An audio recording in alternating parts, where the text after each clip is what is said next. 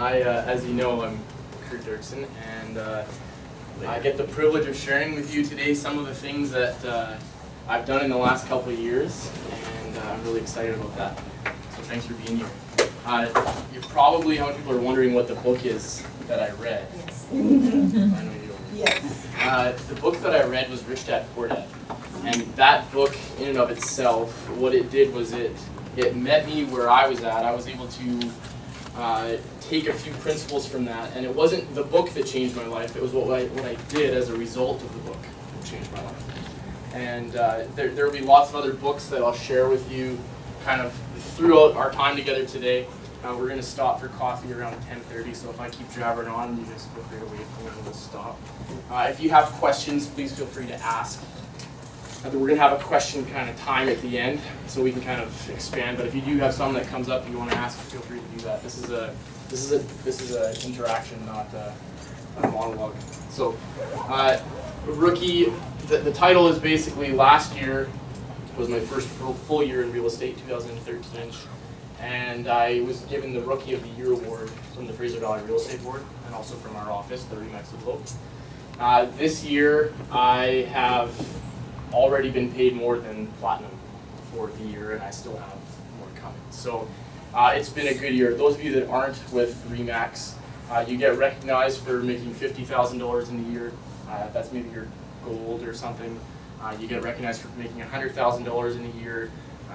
Actually, I think $100,000 is your gold, and then you get recognized for $250 is platinum. So that's gross commissions paid. Okay. Thing about real estate, and we all know, gross commission is like the most deceiving thing that any realtor can ever tell you, right? Because you can find people in this business that make $500,000, $1 million, and they spend it all, right? If you don't have a good business plan, if you don't have a system in place to minimize what your cost is, it doesn't matter how much you make, it matters how much you keep. This is our journey today. So what we're gonna do, this over here, this is Prezi. Has everybody seen Prezi before? It's rather than a PowerPoint presentation, it's Prezi. It's the same kind of idea. We're gonna talk about my family stuff, give you a little bit of history on me. So we're gonna talk about kind of my real estate journey, and the point of this is that you can take one or two of these points, right? It only takes one. You take one of these points and it can shorten your journey, right? This is my journey towards my destination, and I have by no means reached my destination. It's an ongoing learning process, but the idea is that the reason that my journey was this short rather than longer is that I did this. I came to sessions like this, I took an idea and I applied it. And if you surround yourself, it's a mindset, right? If you have that as your mindset that you're going to learn from other people and leverage their time, you can shorten your journey. Now, I don't mean for a second that you can take shortcuts, because I don't believe there's any shortcuts to any place worth going. There are no shortcuts to any place worth going. And nobody can do your push-ups for you. I can't get you where you want to go. I can share a few ideas, and you can choose. Okay, that's a big thing for me. Decision, choosing. But you can choose to apply, and then alter your journey. Out of curiosity, who's been here in real estate for less than 2 years? Show of hands, please. Okay, between 2 and 5 years, and more than 10 years, or more than 5 years, less than 10. Yeah. Okay. Is anybody in here not in the real estate world? Yeah. What do you do? I'm a notary public. What say? Notary public. Notary public. So you work with us. Very good. Me myself, I'm a mortgage broker. Mortgage broker. I'm teaching business, but I'm making a move into real estate. Okay. Very good. What do you teach? Business English, working with the associate. Cool. Very good. Anybody else that's not? Or mortgage. Alright. And Sue is also a mortgage broker. So we got. Okay, if you're in mortgage or notary, put your hand up just for a second, just so I can get an idea here. We got lots of 1, 2, 3, 4, 5. That's pretty good. Okay. Nobody can do your push-ups for you. Does anybody know who said that? No. No. Stallone? I was thinking about Arnold. Arnold, it could have been Arnold. I don't, to be honest, I don't know who originally said it, but I heard it from a guy named Jim Rohn. Everybody know who Jim Rohn is? Yes. Yeah. Okay, very good. He's one of my mentors, so I've never met him. But so a little bit about me. This is where I'm from. This is Kelowna. I was a part of building this project and this project. prior to my real estate. And this is Kelowna. That's obviously the bridge there. And Lake Country used to be called Winfield. That's where I'm actually from. It's between Kelowna and Vernon, about 30 minutes north. I lived there, born in Kelowna General Hospital, lived there until 2008. Anybody have any idea what that is? Oh, fire. Forest fire? What's the Kelowna fire? This right here, though. Oil dirt. Yeah, that's right. It's a derrick. That is a drilling rig, because that's what I used to do. So I graduated high school in 2002. I transitioned into, I don't know, trying to figure out what I was going to do. I did construction for a little while, built a couple buildings, or was a part of building a couple buildings. I didn't build them myself. I went to the drilling rigs for a while because it was the draw. Everybody knows somebody that's working in Alberta because of the draw, right? You think it's easy money or big money, so you go. Here's the thing. It is big money, bigger than the average person will make in the lower mainland, but it comes at a cost, right? The cost is your life, because you're literally in danger every day. You're surrounded by people that have your life in their hands, and there is opportunity to go nowhere, okay? You get a lot of money, you get expensive. This is the classic story that I was surrounded with out there. You get people without a plan, people without people skills, and they make good money, but they don't learn any skills that they can transfer to anything. What they develop is bad habits, spending habits, consumption habits, and then as a result, you come out of your time there and you have no transferable skills, and you have bad habits that you can't support any other way, so you get stuck out there. The classic story is, I'm just going to go out there, make enough money to buy a house, and then I'm going to leave. And then they buy a truck and a sled and a cottage, or, you know, and the debts just keep racking up because there's no education. A big part of my journey is financial education. I'm learning. Okay, I didn't come from an environment where there was a high aptitude for finances. I have a fantastic upbringing, and but financial education wasn't a big part of it. So I just kind of bounced around for a while. Went to the rigs. Okay, so this is a good story. This was my last day on the drilling rig a few years ago. It was 2007. This is me laying in the mud. I was jumped by my crew because I was going away. It was my send-off party. I was jumped by my crew. There's 6 guys, and I'm pretty feisty, but 6 guys that are bigger than you, you can only fight for so long.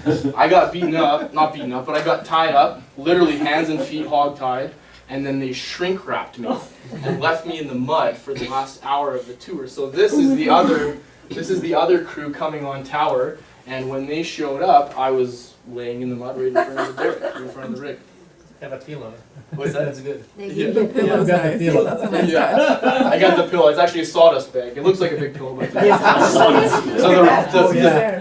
the rig manager was out taking pictures with me. This actually was, so when you start out on a drilling rig, this garbage bag here, when you start out on a drilling rig, you start as the lowest guy on the totem pole, like most things, right? So that's a lease hand, and then you work up to a roughneck, and then you work up to a motor hand and derrick hand, and then you become a driller.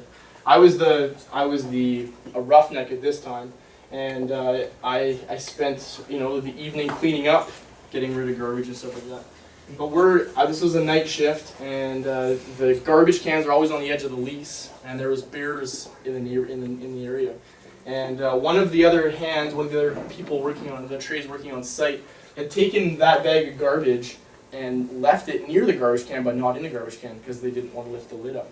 So I was upset because I'm carrying these garbage bags over, and there's bears around, and there's garbage outside drawing the bears in, right? So I picked up that garbage bag. It was full of food and all kinds of nasty stuff, and I put it right at their door, and I left a note to them, and I said, the next time you're going to invite the bears to dinner, invite them to your own house. Okay.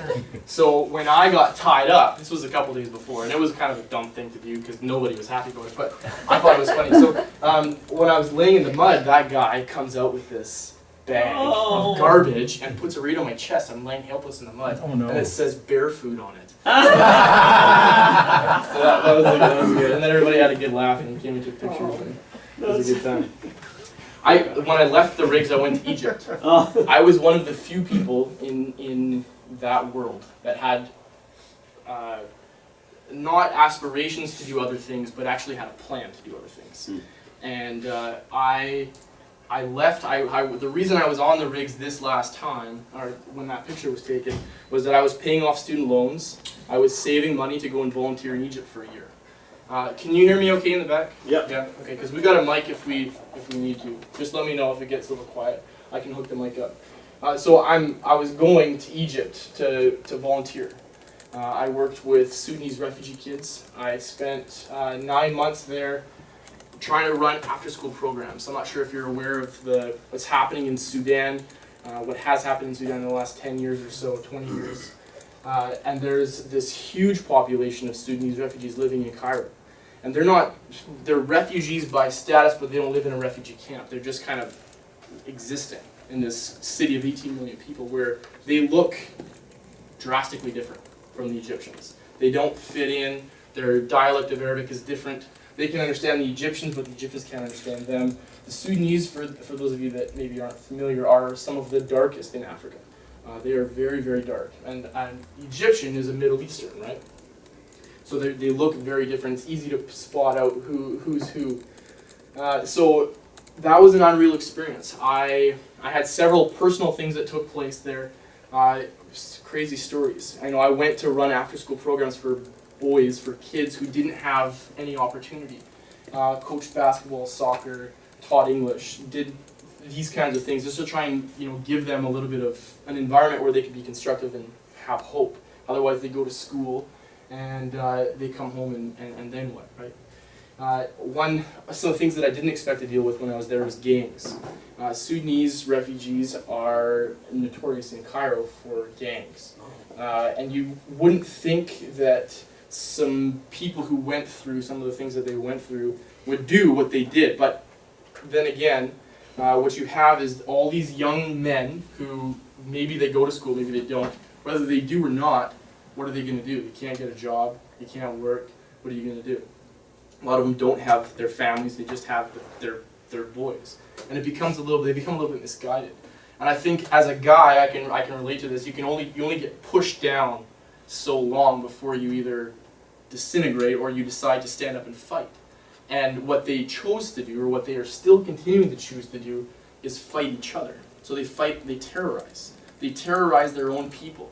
So you have these Sudanese women and children that are being terrorized by these gangs. There was several occasions where I was locked in the school that I was working with because the gangs were outside. And on one occasion, I showed up to one of my basketball practices, and there was a kid that I really grew to like. So they all modeled their names, and these gangs were actually modeled after like American gangs, the Bloods and the Crips and all this stuff. And the Sudanese kids, they're all into African American pop culture, so like rap and stuff like this. This one kid that I really liked, he called himself Chingy, like as in the artist Chingy, and he just had so much like joy, but he also walked the fine line, right? He was too closely related to people that were in the gangs, and one day he showed up at basketball practice with his arm all bandaged up because he'd been cornered by the gang, and they went at him with a machete, and he blocked the machete from hitting his face with his arm, and he's all bandaged up. And that was not something that I was expecting to be that closely encountered with. But that was the reality of it. Some of my personal stuff, when I went to Egypt, I'd never broken a bone in my body. And the first semester I'm playing basketball, so I still play basketball, but I was playing basketball against this guy who's like 6'8", just this monster. And he wasn't like a lot of Sudanese are like thin, right? They're just really, really lean. He wasn't so lean, like his shoulders were like this wide, and he was just this tank. So I'm quicker than him, so I go to the hoop for a layup, and the backboard was right at the edge of the concrete, and I stepped over the concrete, came down, stepped over the concrete, and he kind of gave me a bit of a nudge, and I sprained my ankle, but I didn't just sprain, I actually fractured the bone in my foot. So I'm walking around Cairo for a little while on crutches. And has anybody been to Cairo? Yeah. You have been to Cairo. What's the traffic like there? What's the driving like? I'm not sure. We were in a tour bus, so. Okay. It's different for you then. Yeah. It's different for you. It's crazy. It's some of the craziest driving in the world. I'm told that India is pretty crazy too, but Egypt is crazy. It's something like 90 people die every day in traffic-related accidents in the city of Cairo. and like it is Magnoon. Magnoon is in Arabic is crazy. It's Magnoon. So I'm trying to walk, around Egypt on these crutches. So that kind of slowed me down a little bit in the first semester. Can you hear me all right back there, man? Yep. Yeah. Because I can get a mic. No, you're good. You're good. Okay. So that was the first semester. Then I came home, proposed to my wife, went back to Egypt. My girlfriend at the time, I proposed, and went back for my second semester and had an awesome semester. And right near the end, about 6 weeks before I left, I was riding a bicycle home from a basketball practice, and I got hit by a car. Oh. So because traffic is so crazy, there's no stoplights, there's really no method to the madness, it's just madness. There's this big Medan, and I'm riding across the Medan, and there was three car widths, right? And there was probably about 4 cars in that space. And I got past the first 3 and didn't see the 4th one. And he hit me, and it's vivid in my mind. He hit me right here, and I went over the handlebars and landed on my chin and my face and smashed up. I wasn't wearing a helmet, but it wouldn't have made a difference because my first point of contact was my chin. I have scars and nose construction and stuff like that. Anyways, the crazy part about it was that because I've always been athletic, I've always been active, I always thought that if I got into a situation like that, my spider senses would come out and I would come out of it okay, unscathed. Didn't happen. But I'll tell you what, that experience is something that I'm thankful for. The whole thing, Egypt entirely, was a great. It's shaped who I am. That car accident though was great because what it did, I went there to Egypt thinking that I was going to help these people. That was what I thought. And when I came to them, or when they heard, these boys that I've been working with for the whole year, when they heard about what had happened to me, they came to me and took care of me. And it was, we connected at a level that was different, right? And it was amazing, the connection that we had as a result of me having, them seeing that I suffered a little bit too, we connected on a different level, so that was cool. After the rigs, I got married, and I tell people all the time, how's this for an indication of my sales skills, okay? She is, and I'm also living proof that 6s do marry 10s, or 6s can marry 10s, because it's really good. So we got married in 2008, moved to Abbotsford. She was in Langley. She actually grew up in Egypt. She's Canadian but grew up in Egypt. And we got married in 2008, moved to the Fraser Valley. She was a nurse, kind of is a nurse, we'll talk more about that later. And she got a job at the new hospital in Abbotsford, so I just went to school because what I knew was that when I was in Egypt, I was doing something that I was passionate about. I felt fulfilled. I was contributing. I was making a difference. And I wanted to find a way to do that. Obviously, you can't raise a family as a volunteer. So, well, I didn't want to do it that way. You can, I'm sure, but that's not the way I wanted to do it. So I went to school thinking that was like the most logical thing, was to just get an education. So I went to school to started as working towards being a teacher. Through the process became a kinesiologist. I did a 4-year degree in 2.5 years because I just worked. I just did 5 classes every semester, didn't take summers off, and I did the same amount of course load as anybody else, 5 classes at a time. During that time, I read that book, Rich Dad, Poor Dad, and that changed everything because it started altering the way I thought about life and money. When I was in Egypt, my mindset was the best thing I could ever do with my life is to be, the noblest thing I could ever do with my life would be to just be living a life of service. Just making enough only to help other people, giving everything I had. I thought that was the noblest thing I could do with no regard for myself. What I started learning along the way was that, and part of that was because of, 1, a poverty mindset. 2, because I thought so lowly of myself that I didn't think I was capable of doing anymore. And you'll see that as a common theme through my whole story, is that thinking changes everything, right? For me, my life is different today because my thinking changed. And then my circumstances changed as a result of my thinking, right? And all of my experiences have brought me to that. Rich Dad, Poor Dad led me to, how many people have read Rich Dad, Poor Dad? It is an easy read. It's an elementary read, actually. It's written so well with complex concepts, really, really simplified. It's such an easy read. And it hit me right where I was at that time, right? I could relate to that. I was thinking simply. that led to getting warm. Can you someone turn the Yes. No, everybody's got jackets.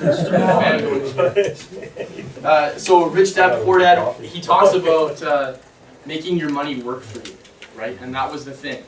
So I started looking into real estate investing, and within 3 months of reading that book, I bought my first place. And I was in university at the time, and that's a whole other journey that we can talk about. But this was another book, Real Estate Investing in Canada. How many people have heard of Don Campbell or Rain? Yeah. Those are things. So after a little while of university, I came out with a degree. Congratulations, you have a Bachelor of Kinesiology. Now, what are you going to do? I, like everybody else in school, right, and bought into this idea that you get a good job, you get an education, you get a good job, and you're set, right? You work hard for a long time, retire at 65 sounds good to me. That did sound good to me at the time, right? A kinesiologist makes about $18 an hour. How do you raise a family in the Lower Mainland on $18 an hour? Not going to happen. Not to do some of the things that I was dreaming of doing at this point. So I went back to the drilling rigs. It was my default. By this time, the drilling rigs was like my crutch. Like every time I ran into a hard time or I didn't know what I was going to do, I just went back to what I knew. It was easy. I could make a bunch of money, make some quick money, and move on, right? Went back to the drilling rigs. This time my wife was pregnant. And I went back in August. Our first child was born in October. So for the last month and a half of my wife's pregnancy, I was away working. I was home for a few weeks after my son was born, and then I went back to work. And I worked there from November till the end of December, so 2 months. And during that time is a 20-10 rotation, so gone for 20 days, home for 10. Saying goodbye to my son for the first time. It was brutal. It was brutal. And I could only take it for so long before I decided something has to give. And when I went back in August, I knew that I wasn't going to be there for long, but I didn't know what I was going to go into. I tried a couple different things while I was away, couldn't figure something out. Then I started thinking, by this point I had several investment properties already, and I was thinking, you know what, why don't I just become a realtor? I could apply some of the things that I've learned, and I can help some other people. So I bought the course middle of November, and I started studying, and working 20 days away and 10 days home. My 10 days home I didn't want to study because I wanted to be with my son and my wife, and my 20 days away consisted of getting up at 5:30 in the morning to go to work, leaving for work by 6:15, getting home, like working from 7 until 7, leaving the rig by 7:30, getting back to camp by 8:30, and by the time you eat, shower, it's 9:30, you go to bed because you're up at 5:30, and it's hard physical work out in the elements all day. So that was 20 days gone, right? What am I going to study? There was a few times where I studied for half an hour or 45 minutes, and I'm falling asleep while I'm trying to study because we all know how exciting that material is. And so about the end of December, I said, you know what? I'm not going to do this anymore. This was too important to me. It was an easy way out to go to the rigs. It's hard to think of the rigs being an easy way out, but it was the easy way out for me. And I had to decide that this was more important to me, and that I was going to do whatever it took to make it work.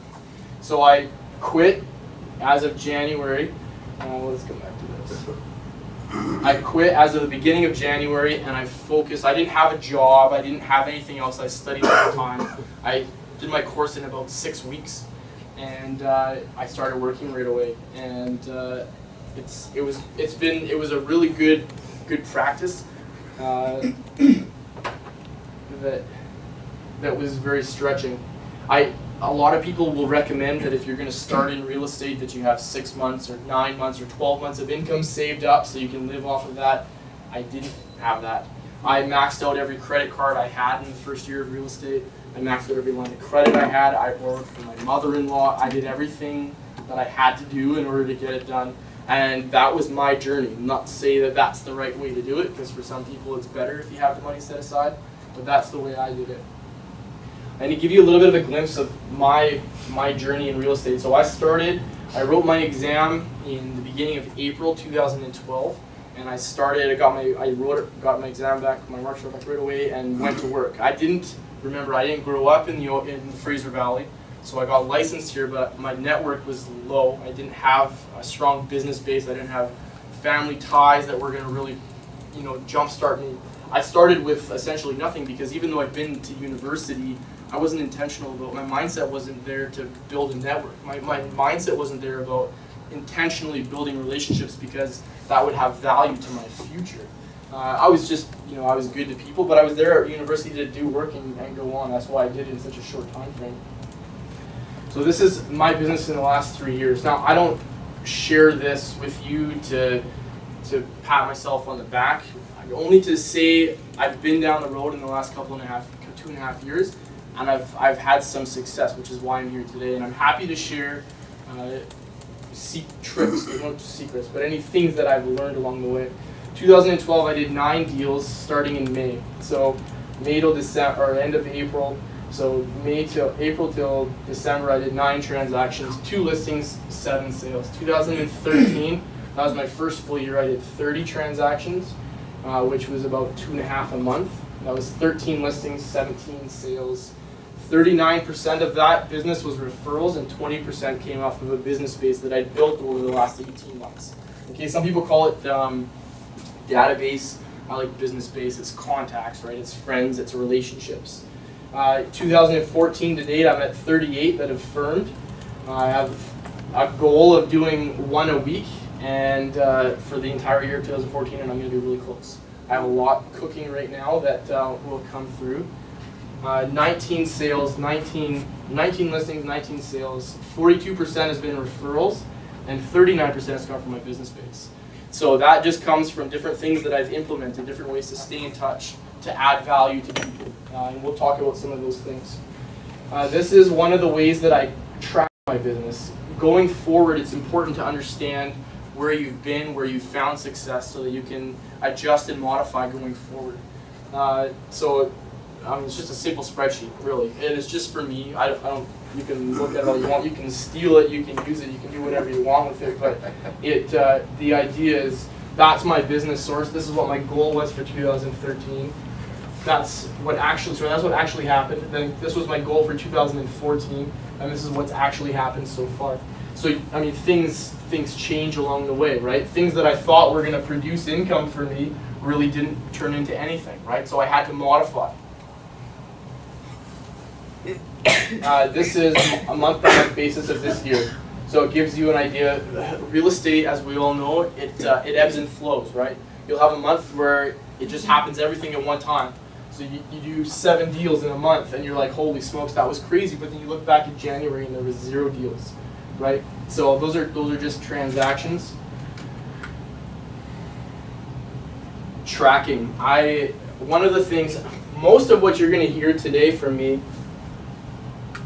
is recycled information, because I've learned it here. And that's one of the reasons I'm excited to be here today, is because I learned a lot in this room. And I'm happy to share, and hopefully you can take away something. But this was Ray's idea, and I have each from each year, so it's a little bit sloppy, but you can see that was 2000, and that was my first thermometer to basically measure my progress, what my goals are for the year, and I can look back. So this was last year, and then this is this year, and I keep all of them in my room, and I look at them often. I look at this year one every day, and it helps me stay on track. It helps me stay focused. But there's days when you feel down, right? There's days when you feel like you don't have anything cooking. There's days when you feel like you're not sure where the next one's going to come from, and having this really helps me get through those times. So go ahead. I'm not familiar with this. Can you kind of explain this?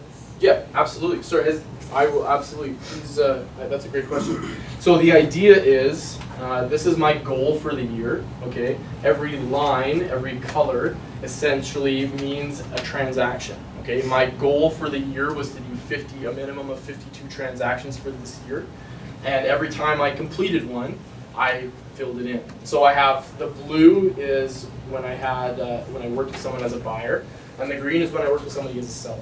And the idea, like I said, is just to keep track of where things are at, so that I know I'm a goal-oriented person. I know kind of where I am for the year. 3 goals for today. So we've kind of come through the little bit about me. We're going to talk a little bit about things that I've implemented into my life and business in order to do what I've done so far. My goal for you today is that our time together is that you can be encouraged, because if I can do this, you can do this, okay? There is a lot of opportunity out there, and it's about learning to think differently, learning to think about that opportunity and find it, and then also become a kind of person that kind of opportunity is attracted to. Challenge your thinking. I mentioned before, James Allen is a guy that wrote a book, As a Man Thinketh. That book is unreal. It really challenged me to think about the way I thought about life. I've always considered myself a doer, not a thinker. I would just go and do things and then think about it after and then make mistakes. It's not very effective, right? That's not a very efficient way to do things. James Allen talks about what you think about becomes what you think about becomes. And I think it's very common, especially in our society, for people to think that the other way around. That what happens around you shapes your thinking. And if that's the way, you become victim, easily become victim to your surroundings. And if you can take responsibility for it and turn it around, that what you think about becomes, it'll change your life. Application. One of the things I've been committed to from the beginning has been going to training, going to learning, class environments, reading good stuff, and applying something. Because just having a good book on your shelf, or just reading a good book, or going to a good class without any application, you feel good when you leave, and then that's the end of it. If that's the only thing you're getting is a good feeling, then you're missing out. There is nothing more powerful in this world than a made-up mind, and I truly believe that. And when you decide that you're going to do something, someone tells you that you need to lose weight. Your doctor tells you that you need to lose weight. You say, okay, doctor, I respect you because you wear a white coat. I will lose some weight. And you listen to him for maybe 6 weeks, right? You modify your behavior. You change your diet. You start exercising a little bit more. And then after 6 weeks, it really just kind of fizzles out and your old habits come back. Because it wasn't you deciding, you were just kind of doing what you were told. When you decide, when the impetus to make change comes from within, and you decide, there's nothing more powerful than that. From the beginning, I said to people that I wasn't coming into real estate to try it out. I was doing real estate. I wasn't going to try, I was going to do it. And that kind of tenacity is essential, I think, to make it an industry where you have 3,000 realtors in the Fraser Valley. 3,000. Okay, you have people around you all the time, and there is tons of work. There's enough work out there for all 3,000. But it depends on who you want to be in that 3,000. Be willing to do whatever it takes and do it. That's the big thing. Action is the big thing. The grit factor. I heard this from a class that I was in, or a session that I was in a couple weeks ago, and I really liked it. Guts, resilience, initiative, and tenacity, that's the grit factor. It's like the X factor. You have those things and everything else will come together. So the question is, what do you want from 2015? And habits and activities equal your skills, okay? Hernan Cortes, I have this picture of a burning ship. How many people have heard the story about Hernan Cortes and the burning ship? It's actually a myth, did you know that? He didn't actually burn the ship. He destroyed the ships, but he didn't burn them. The story is that he landed, he's a Spaniard, and he lands in America, down like around, in the Americas, so down like around Mexico. And he had 11 ships, 600 people, and they come onto this beach, they're taking this beach, they're gonna take this land, and they realize that they are in warlord territory, and they are outnumbered, and they are going to die. Right? They're in a position where they are not set up to success. They don't have the strategy or the advantage. And they get off their ships, they're standing on the beach, and the men are starting to shake in their boots. And Hernan Cortes gives instructions, and the myth is that he burns it, but like I said, he destroys them. He gives the direction to go and burn all the ships. And he says to the men, he says, we're either going to die here, we're not leaving this beach, okay? We're not gonna get on and retreat. You're either gonna die trying or you're gonna succeed.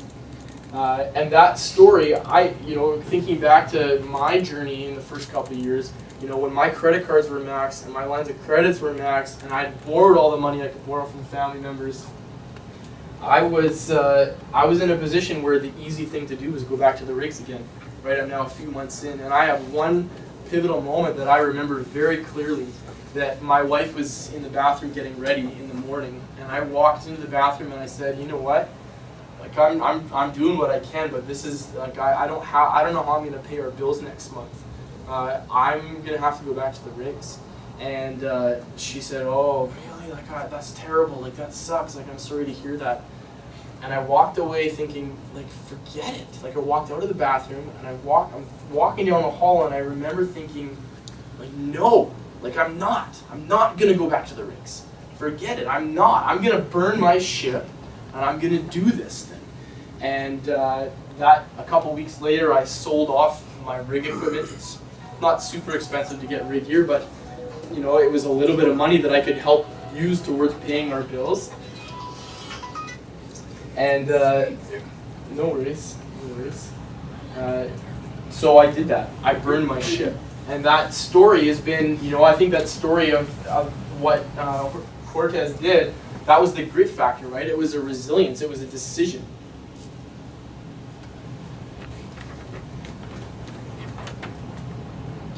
Simon Sinek. You guys have probably all seen this, right? Yeah. How many people have seen this video? You haven't seen this video. Half. I know, but there's only like 4 people that have. It's a really good video. This is a really good video. So Oh, we're not yes. going to watch all of it. We're just going to watch a few minutes of it. And then after this video, we're going to take a coffee break. We're just going to watch about 10 minutes. We'll take a quick coffee break, and we'll come back to it after that. Why is Apple so innovative? Year after year after year after year, they're more innovative than all their competition. And yet, they're just a computer company. They're just like everyone else. They have the same access to the same talent, the same agencies, the same consultants, the same media. Then why is it that they seem to have something different? Why is it that Martin Luther King led the civil rights movement? He wasn't the only man who suffered in a pre-civil rights America, and he certainly wasn't the only great orator of the day. Why him? And why is it that the Wright brothers were able to figure out controlled powered manned flight when there were certainly other teams who were better qualified, better funded, and they didn't achieve powered manned flight, and the Wright brothers beat them to it? There's something else at play here. About 3.5 years ago, I made a discovery, and this discovery profoundly changed my view on how I thought the world worked, and it even profoundly changed the way in which I operate in it. As it turns out, there's a pattern. As it turns out, all the great and inspiring leaders and organizations in the world, whether it's Apple or Martin Luther King or the Wright brothers, they all think, act, and communicate the exact same way, and it's the complete opposite to everyone else. All I did was codify it. And it's probably the world's simplest idea. I call it the golden circle.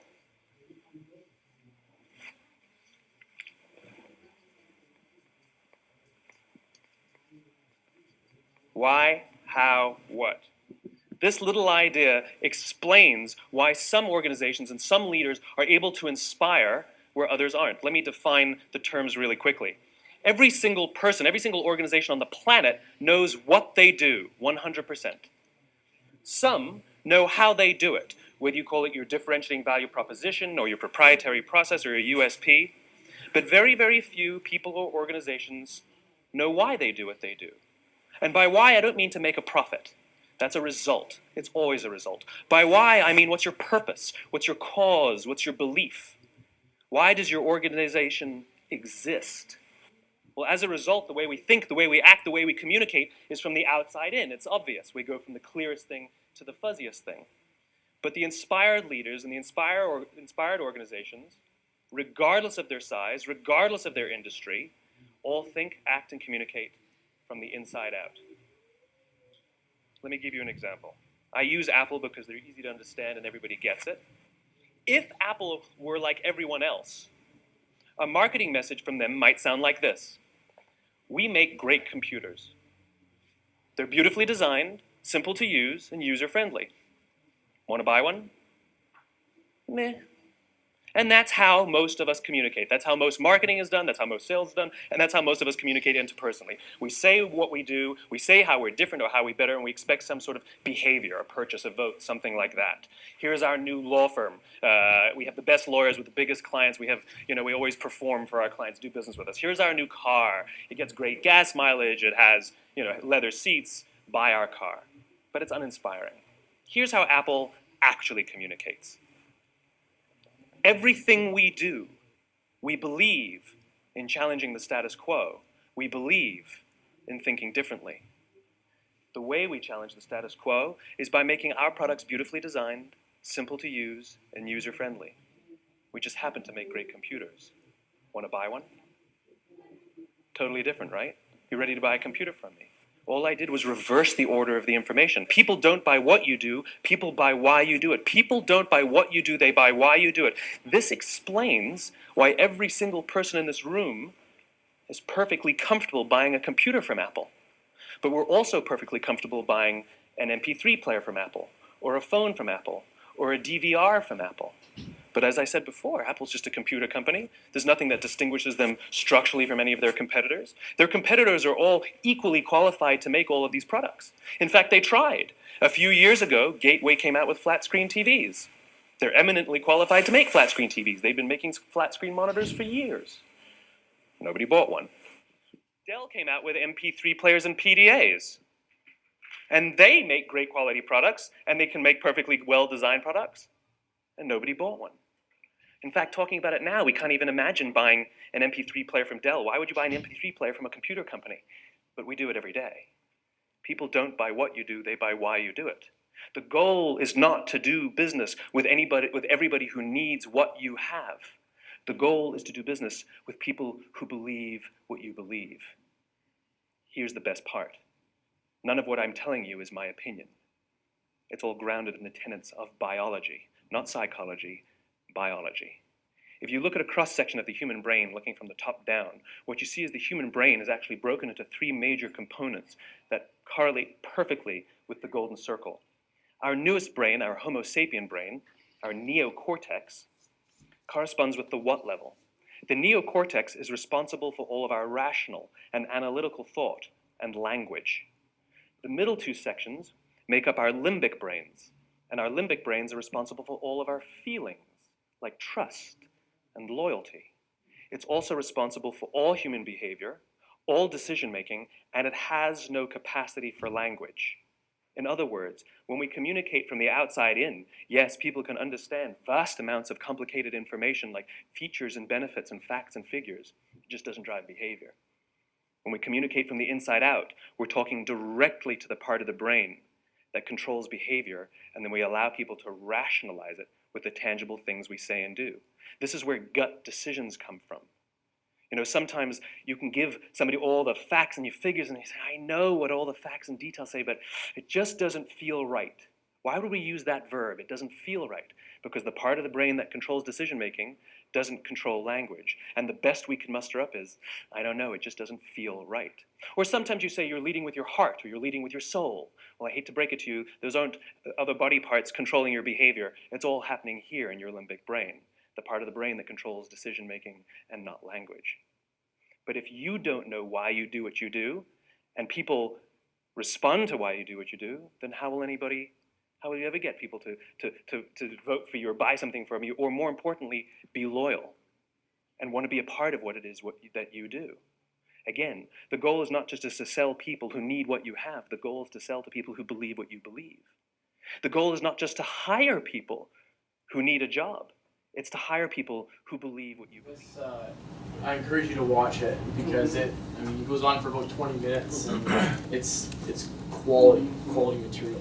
Some of the things that I saw this for the first time in this room. Another presenter, someone that I've learned a lot from, was in this room and shared this video, and I went home and watched it and watched it and watched it. And I applied some things, and I think what he's talking about here as far as why is essential, okay? People, you don't want to work with people, you don't want to work with everybody. I don't want to work with everybody.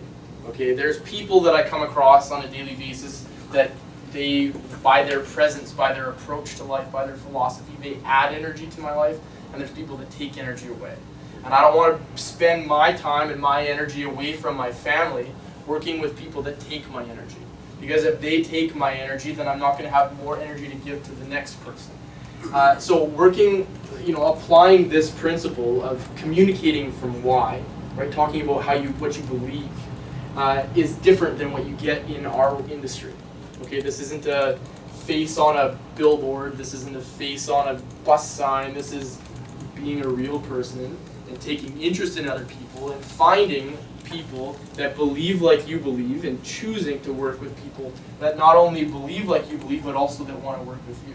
And if you can build a business, which I'm working on doing, which we're all working on doing, if you can build a business that gives you life, surrounded by people that believe like you believe, and people that want to work with you, then it is not hard to be successful in this business. If you get caught up in chasing everyone, and you get caught up in being surrounded by people who don't believe like you believe, you're gonna be busy. It's really easy to be busy in this business, but you're not necessarily going to be moving forward. So this is one of the books. So we're going to get a little bit more into kind of some practical things that I implemented into my life and business over the last couple of years. Now that you have a bit of an idea of kind of who I am and some of the things I believe in. This book, how many people have read this one? Og Bandito. Oh yeah. Greatest salesman in the world. There was a question earlier, somebody asked me about, a Christian asked me about some of the books that I've read. I'm refining my tracking skills as far as my ability to track things that I've done and learned. So I have a list, and if you are interested, you can email me, and I'd be happy to share with you some of the books that I've read, and you can kind of take that for what it's worth. But this book, most people read a book cover to cover, right? You read the first page to the last page, and you put it on your shelf, and that's the end of it. This book, actually, I read for 10 months. Every day, several times a day for 10 months. Wow. And that's what's suggested in this book. But it's funny. Here's the thing. Most people don't apply what they learn. Okay? Most people come to something like this, they get one little piece of information and they don't apply it. Don't be that person, because that's not the person that moves forward. Most people read this book, and in it suggests that there's 10 scrolls. Okay? I'm not going to ruin it for you. You got to read it. But there's 10 scrolls, and there's an introduction about 55 pages to 10 scrolls, and then there's another kind of 20 pages wrapping things up. And in the first 55 pages, it talks about these scrolls, and the challenge is to read every scroll, read the first scroll. Just get repositioned here. The challenge is to read the first scroll 3 times a day for 30 days, and then read the second scroll, and so on and so forth. So it took me 10 months to read this book. I'm not slow, I'm not stupid. It's only 80 pages and it took me 10 months to read the book, but I got a lot out of it. You'll see in my book here, I have a little piece of paper, and this is something that, again, my tracking things aren't very sophisticated yet. I'm just trying to implement things that work for me. So this is something new that I've just started implementing, and it's on the back, you'll see it's every day of the week. And what I have on there is my contacts for the day. So those are people that I've touched base with. And I'm just, every morning when I get up and as I'm doing my reading for the day, I'm going through my phone and my email and my text messages, and I'm tracking who I touched base with. And it's just for me, right? It's just so that I know what I am doing, what I did yesterday. And I've broken it into people that I'm actively working with, as in we're dealing with an offer right now, or people that are either prospects, past clients, or just people that I'm reaching out to. One of the things, I'm just going to kind of dump a bunch of ideas on you, and you can take whatever you like from it. One of the things that I did, or that I have been doing, is that I work really hard to set appointments, okay? And not necessarily all real estate, not all necessarily just working with a buyer or seller, but just getting in front of people. As we move towards social media, people think that you can hide behind, and I don't. Okay, I actually hire out my social media because it's important to have a presence on there, and I do contribute to it. But it's important To me, my business moves forward when I get in front of people across the kitchen table and we share ideas, right? We break some bread together, we share some food, have a coffee, and my business explodes if I can do 3 coffee appointments, coffee or lunch appointments a day. I've only ever been able to do it for 2 weeks, not even 2 weeks. I've never finished, like, what would that be, 5, 10, 30. I've never done 30 coffee appointments in a 2-week period and been able to continue because my business explodes. You go on 3 coffee dates a day with people and be choosy about who you go with. Don't just go for the sake of going, right? Find people that are going to be constructive, that you can either add value to or you can learn from. Go for coffee with them, and I guarantee that you do that with the right people and your business will go crazy.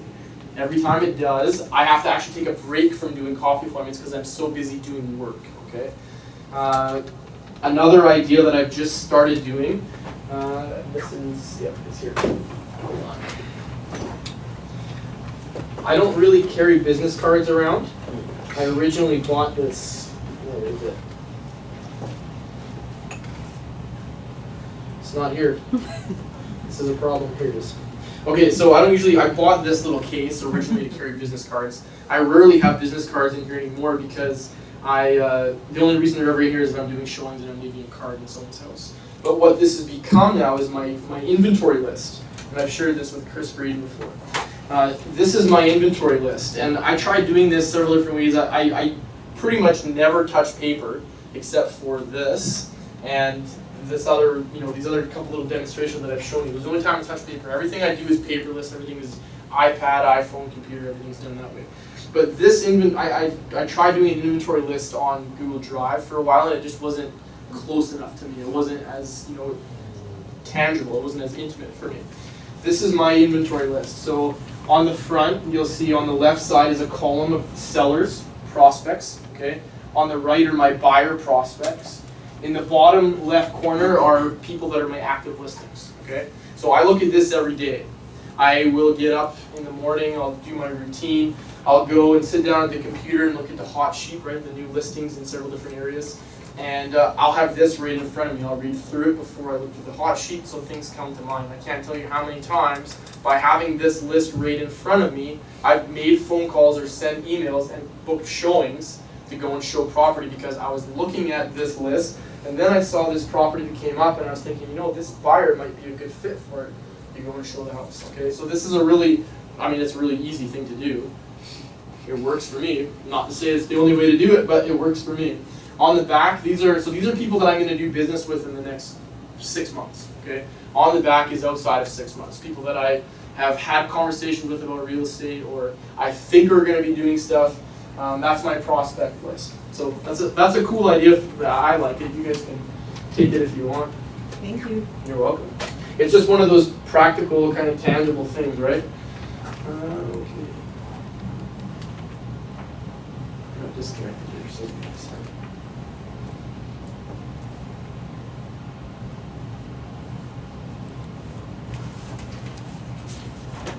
Curt, can I just share? yeah, please do. So we had coffee a couple weeks ago and you told me about that little sheet that you carry around. So I came home and talked to my husband about it the next day. So did you make your list? I said, absolutely I did. Nice. I actually implemented it and I talked to some people who said that they might buy in the next 4 months. And I actually saw a house online, thought that they'd really like it, talked to them about it. We went out to look at it. I made an offer and today the inspection's being done. So totally Amazing. works. Amazing. That is a fantastic story, Sherry. Thank you for saying. I love stories like that. Ray tells stories all the time about people that have done what he tells them to do, right? You hear that all the time. You may even heard my story, but one of the things similar to this, I went out for coffee with Ray, he was sharing an idea, and I did it. He said, write down 10 goals every day of things that you're going to do in the day. So I did. I was doing an open house that day, and I wrote down, I'm going to sell this listing. Well, I sold that listing that day, and as a result of that listing, I went and listed the people who bought it, listed their house, and sold that as well. All because of one idea, right? But application, if I didn't do it, would they have come to the open house? Maybe, right? Maybe. Would you have come across those people if you didn't write, your list down? Maybe. But it works, so why not, right? Well, I may have come across them, but I may have not have pushed the extra step. Exactly. To, yeah. Part of me, this is the thing about technology. It's awesome. Sometimes When it works. it challenges you. I'm gonna have to do this for a little bit until I sort it out. Philosophy.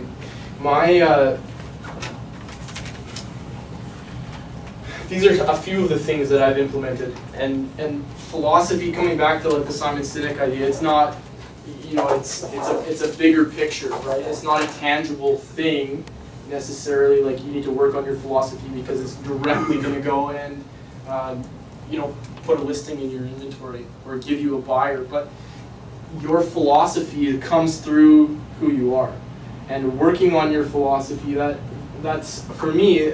It's like a no-brainer, right? It's my why. This is why I do it. I do this for my family.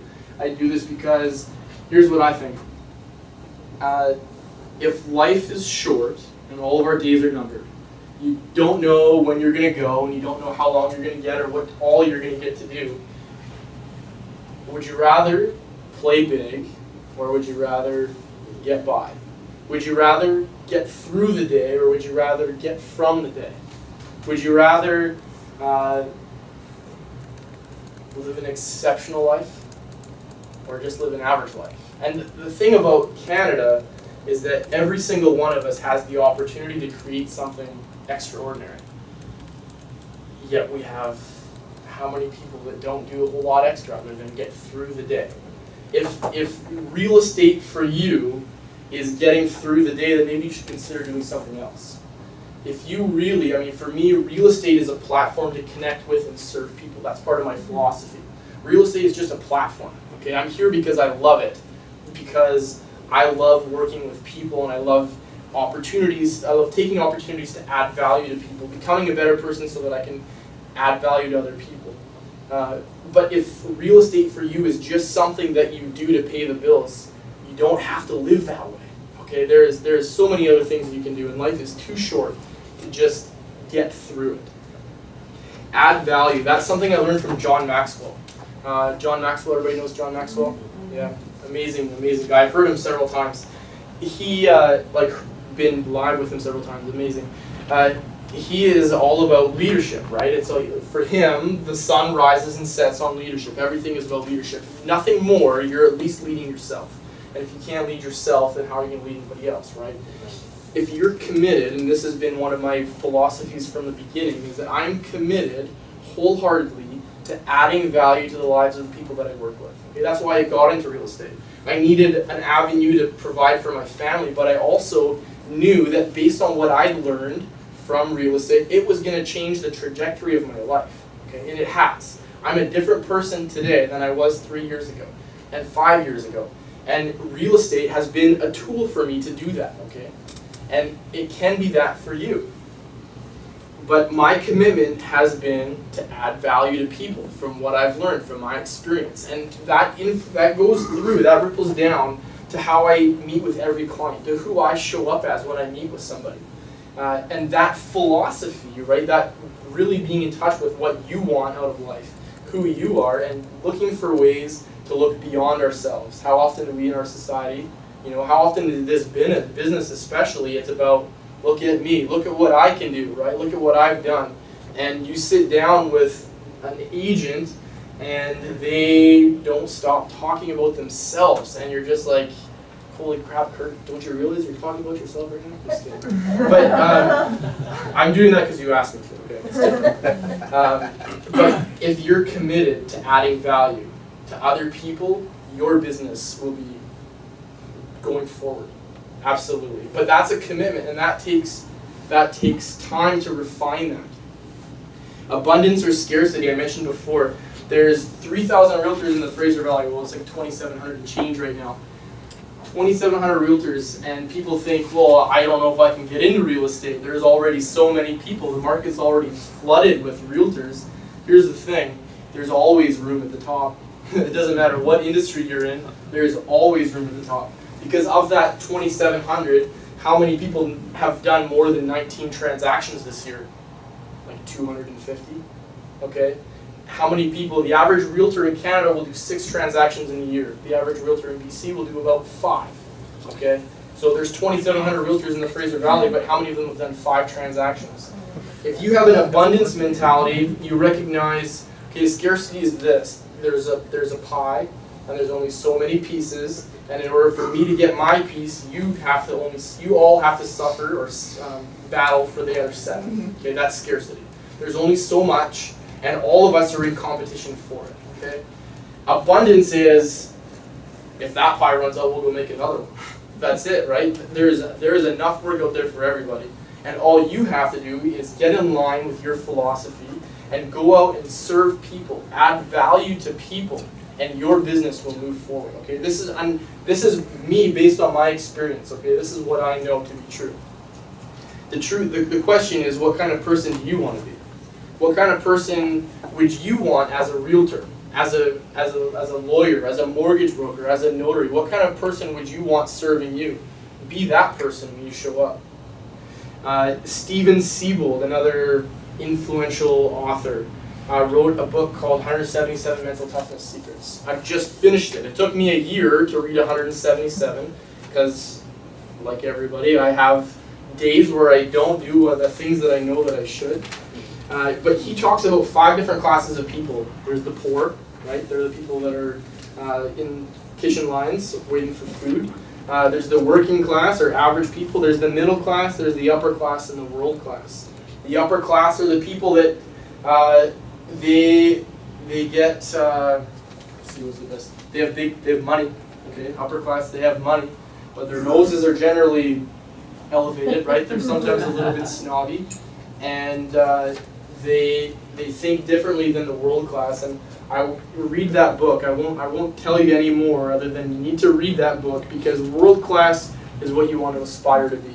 The upper class is not what you want to aspire to be. 177 Mental Toughness Secrets by Steven Siebold. This is my secret. Okay, don't tell anybody outside of this room.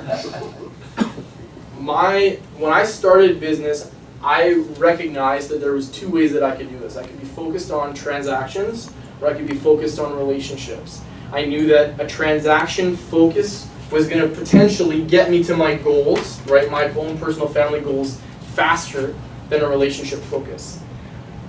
But I also know that I'm going to be in this business for more than a year, right? And in order to have, in my opinion, have a sustainable business that actually can be working for your lifestyle rather than running your life, you need to have a relationship focus rather than transaction focus. You do that by serving people, adding value to people, and showing up to serve them to the best of your ability, and that will bring repeat business. That's why that'll bring repeat business. That'll bring referrals, and that will bring a business base that grows with quality, not quantity. Okay, it's not about how many people are on your business base. It's about how well or how good those relationships are on your business base. That's why my numbers, if you looked at my business base numbers in my first full year compared to my second full year, it's doubled, right?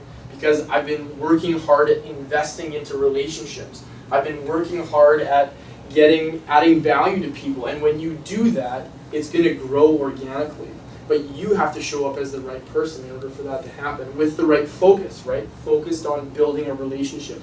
I can't tell you how many times I've told people that they shouldn't sell, okay? I'm a realtor. I make money when people sell, and I tell them all the time that it's not the right thing to sell. So I have an investor that I'm working with right now, and he has a great house that I could sell in a day. Like, it is perfect for where the market is right now. And I'm working on helping him understand that he shouldn't sell it. He can buy. He's wealthy enough that he can buy without selling. And I hope maybe he doesn't decide to listen to my advice, but I hope that he does, because I know that it's the best thing for him. People make money in real estate when they hold it. When they sell it, it costs them money, and that's the truth of it. I'm gonna draw something for you. I doodle a lot when I meet with people, and can we get this projector turned off, or how do I? button? Is it Just turn down, the or button is? there's a black, right? You can, I think it's the white one. It's the white, yeah. I don't know if there is a blackout. no? You could just close your computer screen and it'll, You think that'll work? yeah. Maybe. No, I don't Always just turn the say screen blue. blue. Yeah, just blue. Okay, so maybe let's just turn the light on and see if that makes Yeah. a difference. Yeah, that'll work. So I'm a doodler, okay? So when I sit down with somebody, I have a bunch of I call them napkins. I learned this whole idea about napkins because it's often drawn on a napkin, right? From one of the people that I've learned a lot from, and I'll share a little bit about that in a minute, but this whole napkin idea, and this it's taken from several different places and modified to kind of become my own. This is what I share with people, is say, you work your entire life to fill your bucket, right? Your bucket of resources, so that when you turn retirement age, financial freedom, whatever you want to call it, 65, you can tap this bucket and live off of the resources without having to work, okay? So that's why I do what I do. And I have several different income streams, and you will or should as well. And the idea is, here's for the average client, there's your job, and maybe you have an investment, maybe you have a principal residence, okay? And all of those things contribute to your bucket such that when you get to a certain age, you can live off the resources. And the idea is to fill this up.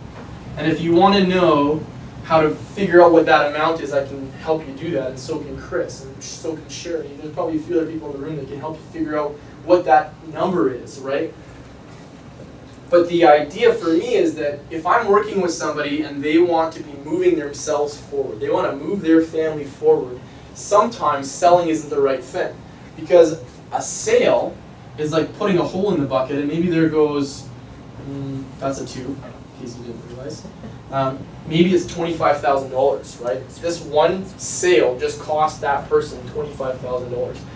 I win people over when I have this conversation and tell them that maybe selling isn't the right thing. Because it's not doing the right thing for my wallet, it's doing what's right for them. And when I show up and share these ideas with them and express to them the importance of moving themselves and their families forward, and that real estate is a tool that can do that, I've now got an advocate, okay? I don't want a business base filled with people that know my name and number. I want a business base filled with people that are advocates for me. Because they're going to be the ones that send referrals. They're going to be the ones that help me have a sustainable business so that I can do what I want with my life. How often do we hear realtors talk about how, you can turn that light back off again, how they talk about how their life is dictated and run by their phone, right? You are a slave to your phone. That's what the common perception is. That's what the public think. They think that you can't have a life in real estate if you can't have a life if you're in real estate, because you always are on the clock. And maybe that's true for some people, but it's not true for me.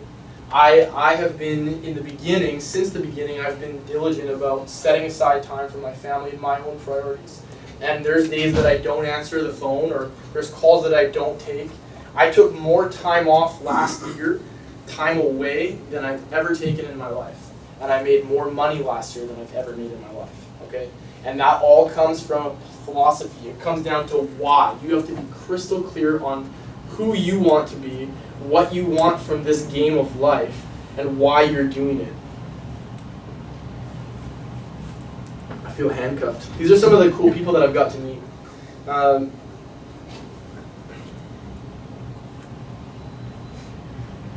really just want to get this thing moving again.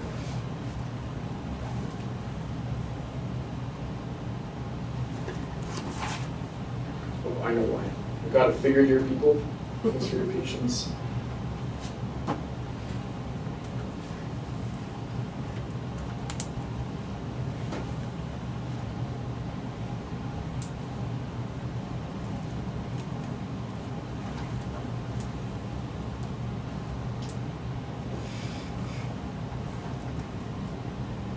And we're back in the game.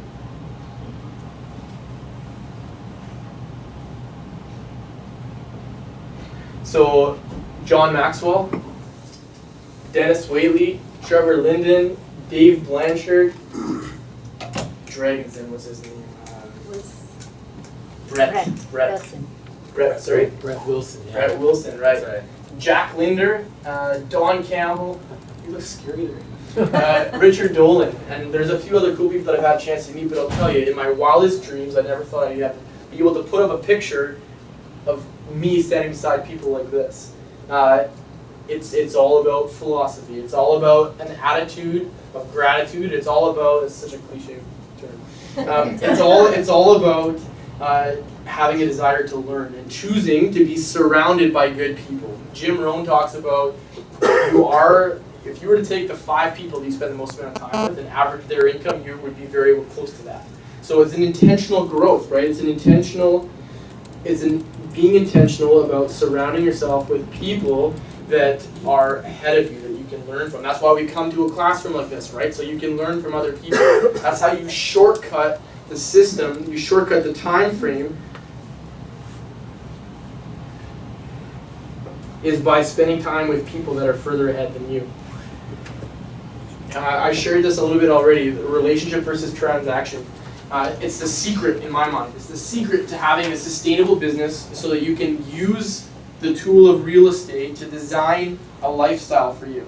Because it's not about making a living, for me anyways, it's about creating a life. It's about creating a lifestyle. And I love real estate, but I love my family more. And I love the things that I'm going to do with my family more. So a commitment to being relationship focused rather than transaction focused, even when it means you're advising them not to sell. Okay, adding value, being committed to add value. Zig Ziglar, who's heard of Zig Ziglar? Very good, everybody. Zig Ziglar talks about a fireplace and how generally people think that if you, or not what they think, this is what people do. Okay, they go to the fireplace and they say, give me heat, give me heat, give me heat. And once you give me heat, I'm going to give you a flame and I'm going to give you fuel. But you expect to receive before you give. That's not the way it works in life. We get caught in this misconception. Truthfully, what happens, you put the wood in, you put the paper in, and you add the flame, and then the fire will give you heat. How many people love cold calling? Knocking on doors. I had a really hard time with it, and I don't do a ton of it, because that's not how I want to grow my business, but there is a time and a place for it.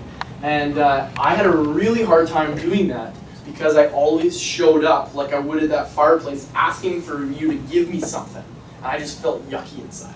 Give me, give me, give me, and then I will give you. That's not how it works. You show up to give somebody something, right? You get on a cold call and you give something away. Or you show up on a doorstep and you give something that's going to add value to them and see how things change as far as what happens in that relationship. Under promise and over deliver, again, that's one of my focuses. I want to make sure that I show people and not just tell them. Lip service, there's enough people out there just to give lip service. Talk about that.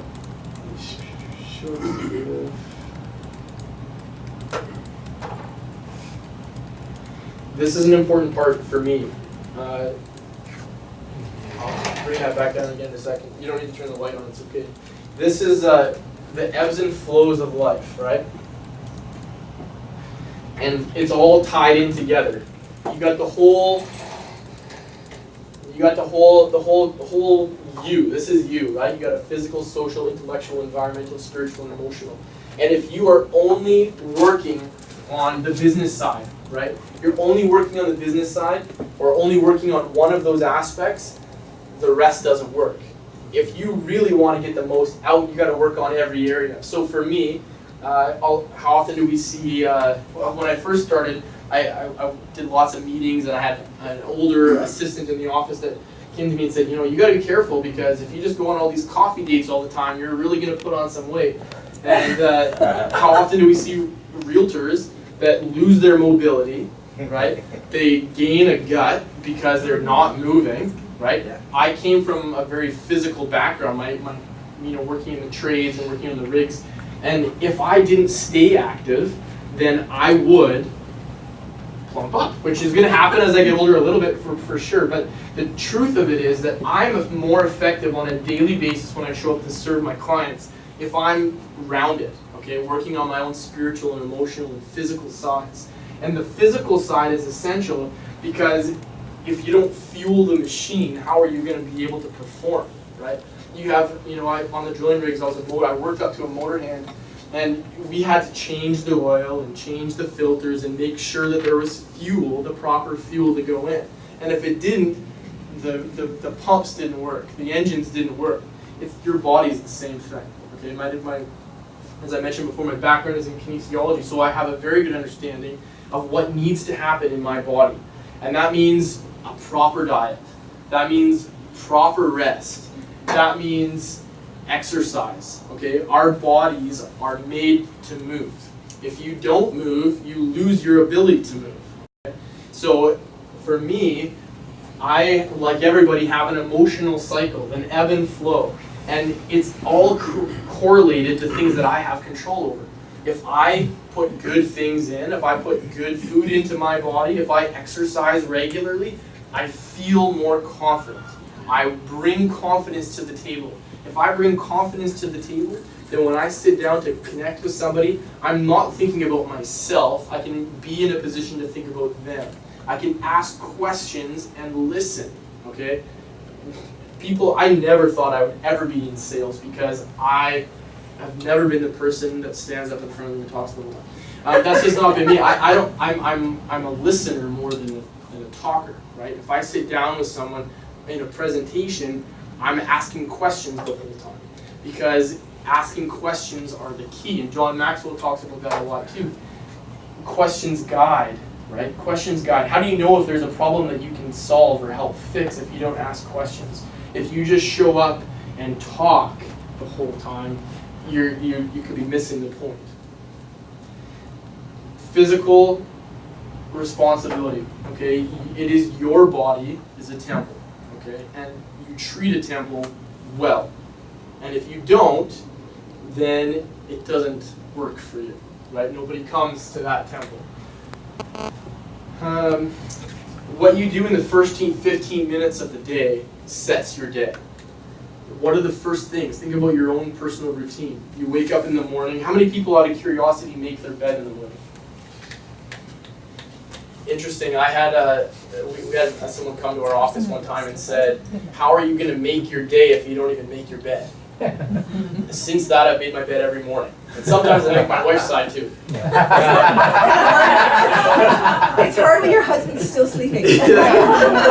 I make my bed. My side of the Get him out and make the bed. Yeah, no, that would not go well. So think about the first 15 minutes of your day. What kinds of things do you put into your day in the first 15 minutes? Okay. For me, it's reading. I'm reading things like an ancient script. I spent some time reading ancient script. I read The Greatest Salesman in the World. I've just worked through 177 mental toughness secrets, and there's so much gold in there that I'm starting again tomorrow, starting from scratch. I have other books. I'm reading a book called One Thing right now. This is blasphemy, so don't tell anybody, but I'm reading a book written by the guy that started Keller Williams. Okay? But it's a good book. It is a powerful book. It really, really is good. What's the name of the author again? It's Gary. Is it Gary Keller? I think it's Gary Keller. It's You'll called get a The lot One of Thing. emails after this. That's okay. Asking for a That's list okay. of books. I'm just sharing ideas, so that's fine. I'm happy to do that. What was the name? It's called The One Thing. The One Thing. Thank you. By Gary Keller. People just want to hear you keep saying Gary Keller. Gary Keller. Keller Williams. Keller Williams. I choose to work at Remax over Keller Williams. This prospecting, people ask, okay, so I didn't grow up here. I don't have lots of family here. How do you do transactions? How do you find people to add to your business base? Prospecting is everywhere. Okay, it's everywhere. These are some of the places that I've done, like I've found clients. I did a transaction with the RBC teller that I went to on a regular basis. She ended up doing a deal with me, so I worked on just being intentional. Everywhere you go, you're intentional about having conversations, taking interest in other people, and you do that, and it pays you for a long time. So this client, she was an RBC teller, stayed in touch, 6 months, 8 months, probably a year before we actually sat down and said, okay, we're going to buy a place. And then she bought a place, and a few months later she sent me her sister, and her sister sold her place and bought a place with me.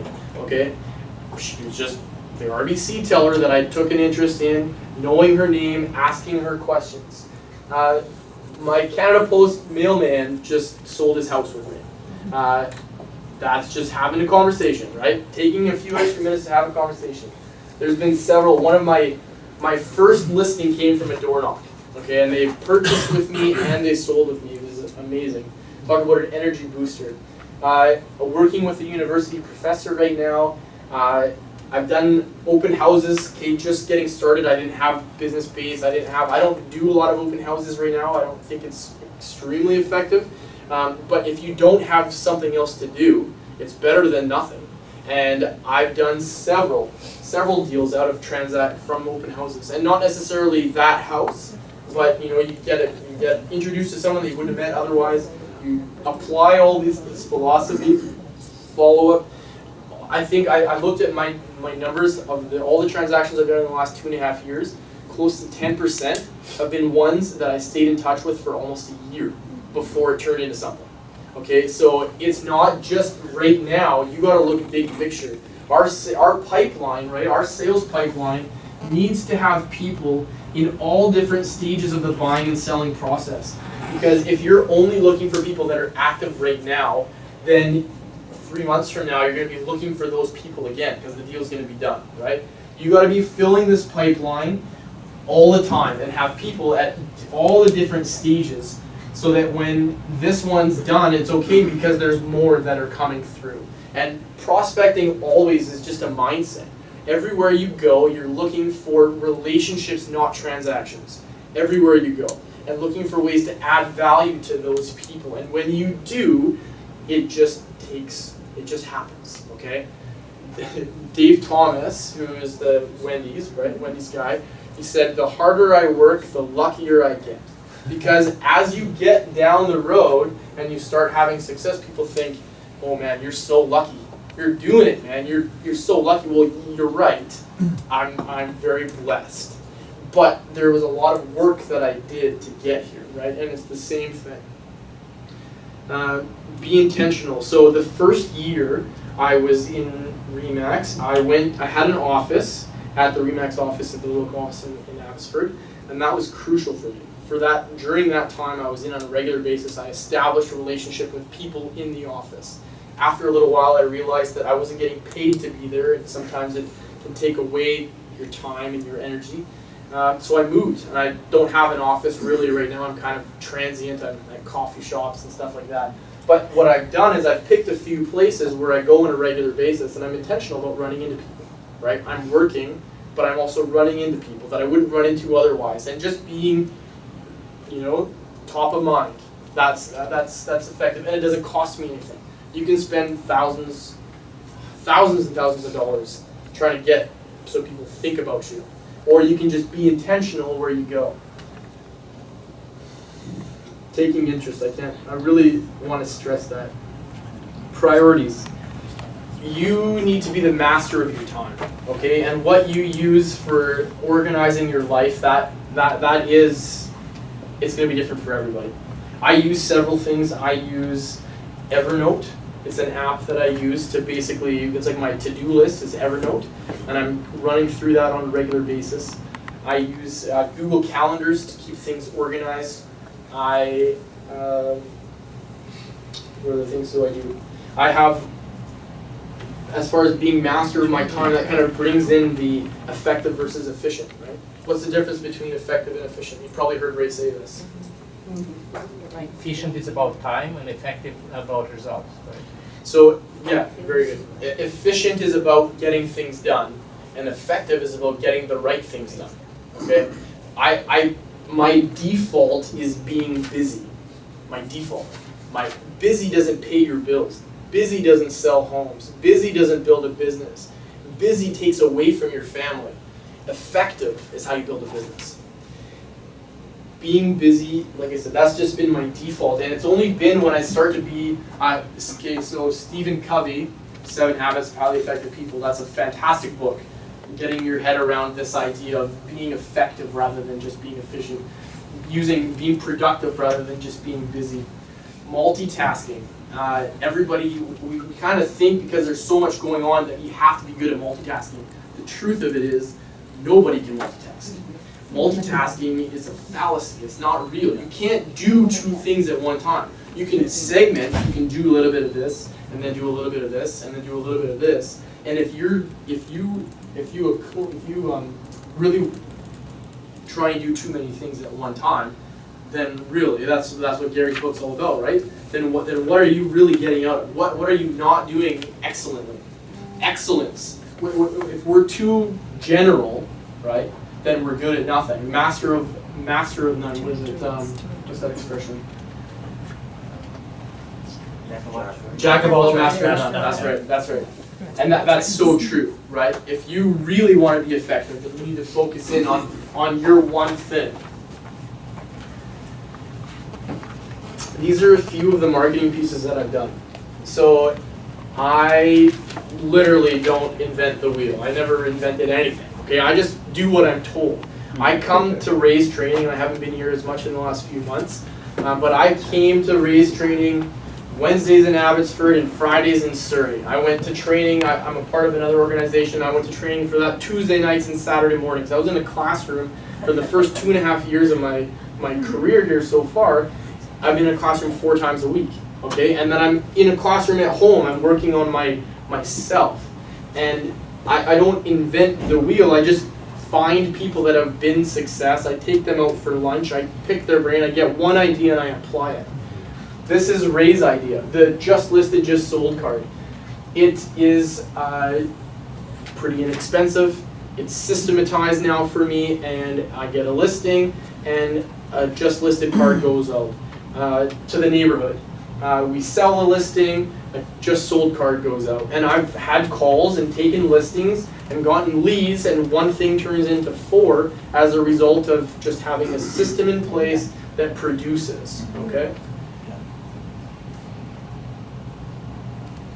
Work-life balance, it's an illusion, okay? It's another one of these fallacies. There's no such thing as work-life balance. You have to decide at some point, and so for me, starting my journey, I was very, this is my work life and this is my life, and I've eliminated it. The line is gone. I am who I am, and I bring me everywhere I go. Okay, that's just my life. Work-life balance, the principle of it is that you need to be able to spend enough time on yourself and having fun and doing life with your family that work doesn't override. Okay, and here's what I have to say. On a weekly basis, it's really hard to do that. On a daily basis, it's really hard to do that. On an annual basis, a little bit easier, right? It's about finding it's about putting the important things in first, okay? There's this really cool demonstration that I've seen. I was going to duplicate it for you today, but I don't have the stuff, so I'm not. But I'll tell it to you. You have a big jar, okay? Let's call it this garbage can. And if I fill this up with, you've seen it? No? If I fill this up with water, and then I try and put some small rocks and some big rocks in, the water comes out, right? If you put the important things, the big rocks, right? The effective things, you put the big rocks in first into your calendar, and then you can fit some of the smaller things, they kind of go around, and then you can fit the water in, and it all kind of fills up to the same amount of space. Being effective with your time is just like that. A season of your life. So business, it takes time to do business, right? It takes time to do transactions. It takes time to grow relationships, but if you don't put the prioritized things in first, then they easily get bumped out. I'm talking about family, right? If you don't prioritize your vacation time with your family, if you don't prioritize your daily time with your family and your date nights with your spouse and your family day, so those are some of the things that I've done. When I started, I was surrounded by this idea that in order to be in real estate, your life has to be run and it's going to cost you your family. And I said, I am not going to go into business in order to lose my family. I'm doing business for them. So I took Ray out for coffee, and I asked him, well, how do you do this business for 30 years and still have your family intact? And he said, you put them in first, right? Those are the big rocks. You put them in first. So you plan your vacations for the year or months ahead of time. I'm home for dinner every night. And there's an exception to every rule, but that's my rule, okay? I have date night every week with my wife, and whether it means we're going out somewhere or whether we're just home together, intentionally spending time together. And I have a day where I have a 3-year-old and a 1-year-old, and I have a day where I don't go out. And again, there's an exception to every rule, right? There's that buyer that's coming in from out of town that's the only time that you can get him to go and see a place. Or there's that offer that's coming in, or there's that vacation that you're going on next week and you're going to be gone for 10 days, so you need to work on that day, right? There's an exception to every rule, but if you don't have rules, right, then you're going to protect yourself, then those big rocks aren't going to go in first, the water's going to go in first, and then the small rocks are going to overflow the water, and there's no room for the big rocks, and then you lose your family. And you can apply that principle to several different things, but for me, it's, how do you work? For me, work-life balance is about trying to find how you keep your family and your relationships and be successful in business. And like I said, I don't think work-life balance is actually for real. Here's my plug. There are a ton of things that I'm not good at, okay? Administration sucks my life, okay? From the beginning, I've hired Realty Butler to do everything that I don't like to do. I don't make money for doing administration. I don't make money for doing marketing. I don't make money for creating marketing pieces. I don't make money for making sure that things get delivered to the mailbox. I don't make money for submitting forms to the office. Those things take my life. I'm not an administrator. Most people that are in real estate are not either, right? I make money when I see people, okay? I feel better about myself when I see people.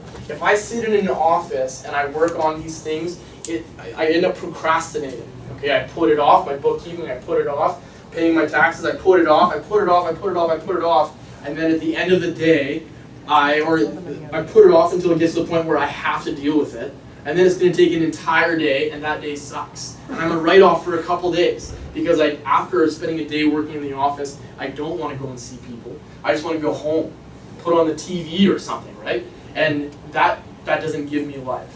So from the beginning, I've been committed, and you hear it said all the time, but it's easy to say and harder to do, especially when you're starting out. Get rid of everything. Hire out everything that you can. And even if it's I started doing it before I could afford to do it, because I was committed to it, and as a result, I'm down the road now, and I would not have changed anything. Right from the beginning, Realty Butler has done everything for me that I can possibly give them, literally. They even put stuff in my calendar for me. Okay, they're amazing, and they do a fantastic job. So come and talk to me after that if you want more information, and then I'll point you to the person that you should talk to. He's not getting paid. Seek wisdom from those that have gone before you. We've kind of alluded to this. We're going to wrap up here really quick. We've kind of alluded to this through the whole thing. My success so far has not been from things that I just created, right? Ideas that I had. It was the application of ideas that came from other people. So Remax Little Oak, one of the reasons that I chose to be here is that they have training sessions where you can learn from other people, where you can leverage Ray's time. Ray is an exceptional individual, and my life is better because of knowing him. And I could get emotional about it because I truly believe that there are few people that are as generous and giving with their time other than Ray. And he wins, obviously. It's in his best interest for me to do well because I pay brokerage fees to him. It's in his best interest. But that's not, I don't care. I hope he does well. The thing is, my life is better because of the investment that he's made into me. And I'm very, very grateful for that and the opportunity to be with Remax Little Oak. It's been a fantastic experience. Taking top producing agents out for lunch, that's something that I still do. Find people that are doing good things and take them out for lunch and pick their brain. John Maxwell talks about, even him, okay, so he's written 74 books. He talks about being intentional about growth. So always seeking people that have done what you want to do and taking them out for lunch on a regular basis. Here's what I want you to take home. Delegate things that take your life. If you really love administrative stuff, do it. Okay? Maybe real estate isn't the right thing for you. Do it. Find a realtor to partner with, perhaps, that you can do the administrative stuff. add value. Be committed to adding value to the lives of the people that you get to encounter on a daily basis. Develop habits, systems, and attitudes. In our business, so often we're focused on results, right? Our scorecard is our results. And especially if you're starting, we have a lot of people in here that are under 2 years. Focus on developing habits, developing an attitude, and developing systems. And when you focus on those things, the business will come. It'll be fine, right? When I started, everybody said, isn't it the worst time? You know, it was like 2011, 2012. Isn't it a terrible time to start being real estate? You know, the market sucks, it's soft. I said, you know what? During this time, I'm going to develop habits and an attitude and a system that is going to set me up that when the time is good and the market is good, then I'm going to kill it. So look out. That's my plan. I'm not here to just get by. I'm here to kill it. And that's going forward. That's what's going to happen. The golden rule. We all know the golden rule. Treat others the way you want to be treated. Questions. This is my open book. If you have questions, there may be some questions. We only have a few minutes, so there may be some questions that are a little bit elaborate. We can go for coffee. I'd be happy to do that. But if you have questions that I can answer in a shorter period of time, let's go ahead. Do you have a mentor? Several. Several would be people, again, it's people that I come into on a regular basis. I don't have like a coach or a mentor that way that I actually pay. Ray's one of my mentors. Doug Jaster is one of my mentors. He's taught me a ton about the financial business. And everything that we do in real estate is influenced by your ability and your client's ability to handle and manage money. Okay? So if you can add value, and this was my approach, if I can add value to people beyond just real estate, in their finances, and I have a good education on it, then they're going to do better. And if they do better, then I'm going to do better, right? You help enough other people get what they want out of life, and you'll have everything that you want. And that's a philosophy thing, right? That's about really digging down deep. So often we get told that you should be networking. When you go to a networking event and everybody's just trying to take your business card, and you're just like, whoa. Like everybody's trying to give you their business card. Taking, I need business from you. But that's not how you do it. That's not for me. And not to say that it doesn't work. If that's your thing, do your thing. But for me, it's about adding value, right? And if you help enough other people move forward in life, and if you're a person who's invested into yourself and you have value to add, then there's people around you that are going to succeed. And when they succeed, they're going to help. They're going to tell other people, and you're going to succeed. Okay. So mentor, I don't have someone that I pay. Ray's a mentor. Doug Jaster's a mentor. John Maxwell's a mentor. Jim Rohn's a mentor. People that I choose to read and listen to. Those are mentors. What about Joe Stock, Buffini? No. Nothing. I did Buffini for a little while. It wasn't me. I felt like I was calling to take. I was calling to ask for referrals, and it wasn't for me. They got a system that works, but it didn't work for me and what I believe and for who I want to be in business. Thank you. So your primary contact with your database is generally phone, or do you have like a touch system? Yep. I have several. So Realty Butler, default.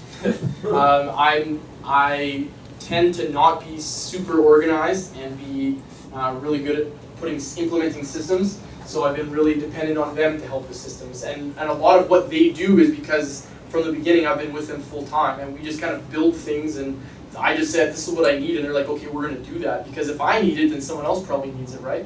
So we do a monthly newsletter, okay? And that's touching base with everybody on a monthly basis, everybody in the business space. We have several other things, phone calls. I contact everybody on their birthday. I contact everybody on, so once they've taken possession of a property, we have a built-in reminder system that's written in my calendar, and I will touch base with you. Oh, it's already been 3 months. Can you believe it's been 3 months since you moved into your house? 6 months, 12 months, and then an annual contact after that. So they get contact from me on those things. And then I just try and be intentional, like, if I see a house that just sold on one of my clients' streets, I'll send them, just thinking about you. Here's, people are always interested in what happened in their neighborhood.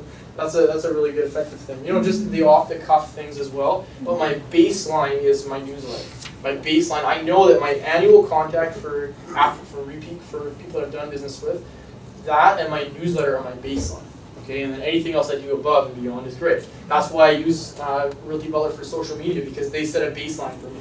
I don't have the pressure of knowing that I haven't pushed anything on there in 3 weeks or 4 weeks. They do my baseline, and then anything I add above, over and above is great, right? Business plan. Raise.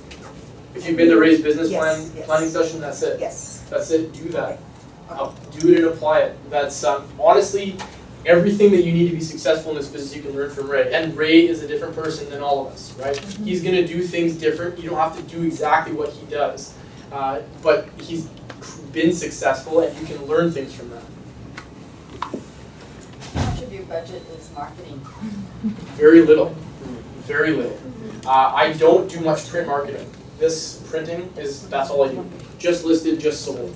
I'm actually running my very first ad in a newspaper this weekend, and it's for an open house. And I don't do open houses, and I don't do advertising in newspapers, but I have a difficult client, and sometimes it's easier just to yeah. And it's that's a touchy situation. It's the sometimes there's people that you work with, and by all means, I almost should have fired this person before.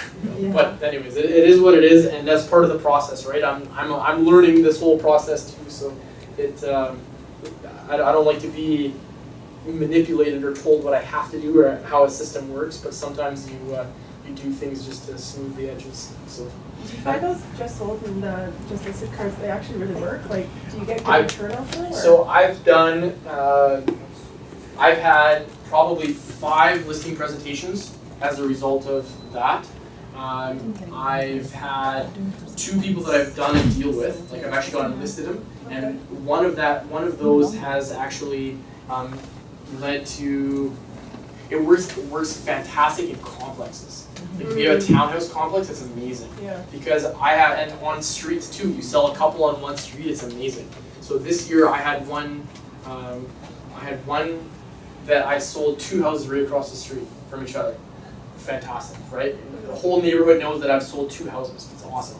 There's another street that I sold 3 houses on this year, and I just have another listing coming up that I'm going to double end on that same street, all because you're taking over a neighborhood, right? The other one is a townhouse complex, Cedar Springs. Yeah. I've done 3 transactions in there this year because everybody knows that I just sold a property in there. I mean, it's fantastic. Sorry, to answer your question, there's another thing that I'm just starting to do right now, which is farming. So I've taken a neighborhood and I'm sending monthly cards that has been designed by our design department for me. I'm sending monthly out. I've done it for 2 months. It's a big commitment. It's not something, if you're starting out and your budget's tight, I don't think it's a good use of your money. I found this really fancy stuff that got mailed out, and it was like $1,200 a month, and I was starting out and it ate my budget up real quick. I did 3 months of it and I was done, and I didn't have anything to show for it. I'm in a different situation now, right? I can put a little bit of money aside towards trying to, get some low-hanging fruit. That's not my focus. My priority is about, repeats, referrals. That's my focus. That's where my business is going to grow. But I only have so much time. So if I can shake the trees a little bit, get some low-hanging fruit, the people that call me, that's all that's for. And if I, do a few, that's what it's all about. So the budgets, maybe if you're actually looking at my marketing costs for the year, including design and printing and mail, you're probably around 5%. Not very big. Can we have one more question and that'll be it? Somebody else? Okay, I was going to ask, in terms of just meeting people for the first time, what would you say are the 3 best places that you've had success at, making that initial contact? The bank, my doorstep when the mailman comes to me, the coffee lineup, right? Like, honestly, it's a mindset that you put in. You go to places where people are hanging out. Okay, where are they hanging out? They're hanging out at a coffee shop. I haven't done a lot of a coffee shop yet, but you're not that guy. You don't show up as that person that's trying to beat everybody. But you're just there and you're friendly and you smile, and somebody dropped their coffee, you help them clean it up, right? Or someone comes in and they're carrying all this stuff. You open the door for them and you just take interest and be a sincere person that's genuinely interested in other people. And when you do that, it happens everywhere you go. Okay? And there's days I don't do that every day. I don't do that everywhere I go. Right? There's days where I wake up and I'm not in the right. I wake up and I don't put myself in the right mindset. Right? That's my responsibility. What I get out of the day is my responsibility. And if I don't show up in the morning, if I don't make that decision in the morning before I get out of bed, something that I'm doing right now is when my alarm goes off, I used to be a big snoozer. And rather than, so what I do now is I hit the snooze, but rather than hitting the snooze, I lay there for 9 minutes and I think about my day, and I think about things that I'm thankful for, and I think about things that I'm going to do and things that I want to do, and that's how I spend my 9 minutes. So when I get my feet touch the floor for the first time, I'm already in a good place. And then I'm happy to go and sit down and read my book, or go for my run, or do my push-ups. Yeah. Can I add just Yeah, one you can more? have one more. How do you see yourself in your business 3 years from now, 5 years from now, 10 years from now? Yeah, great question. 3 to 5 years from now, I'm gonna make more and I'm gonna work less. That's what it's gonna be like. I'm gonna spend less time looking for work and more time just doing a really good job spoiling the people that I work with. Andrew Bracewell is one of the best agents that I know, okay? And I've learned a ton from him. And he has just a cool perspective on life and business. And find people like that are doing the things that, doing their business the way you want to do it, and then just take them out for lunch on a regular basis, okay? And ask them questions. And that for me, it's, the next 5 years, I want to be making more money. Okay, I want to make the Chairman's Club next year, which is $500,000. That's what I'm going to do in 2015. And I want to stay at that level and work less for the rest of my life. Are you planning to have a team member or Not at this point. just you? Not at this point. I mean, maybe at some point I would bring in somebody, but at this point where I am right now, that's not something that I'm aspiring to. I don't want to spend time trying to keep somebody else busy.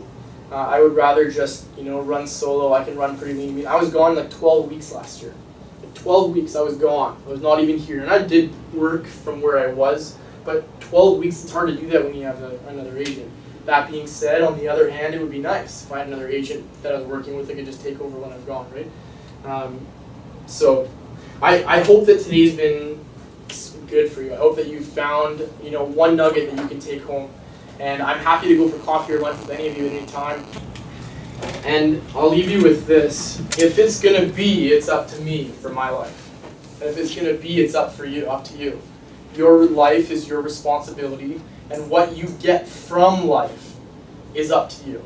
Okay? And we live in a place where we have nothing but opportunities, and really the only thing that limits what you can become or what you can accomplish in your life is what's between your ears. That's it. That's the only thing that limits you. You don't live in a country like Egypt. You don't live in a country like Sudan. You live in Canada, and you have every opportunity. So there's a lot of things, but ultimately it comes down to your choice. You have the power to choose, and if you choose to make something different, if you do the same things in 2015 as you did in 2014, you're going to get the same result. And it's crazy to think otherwise. Crazy to think that you can do the same thing and get a different result. But it's your choice. It's called insanity. That's right. So I'm going to be around for a little while if you have any more questions. And, Let's thank Curt.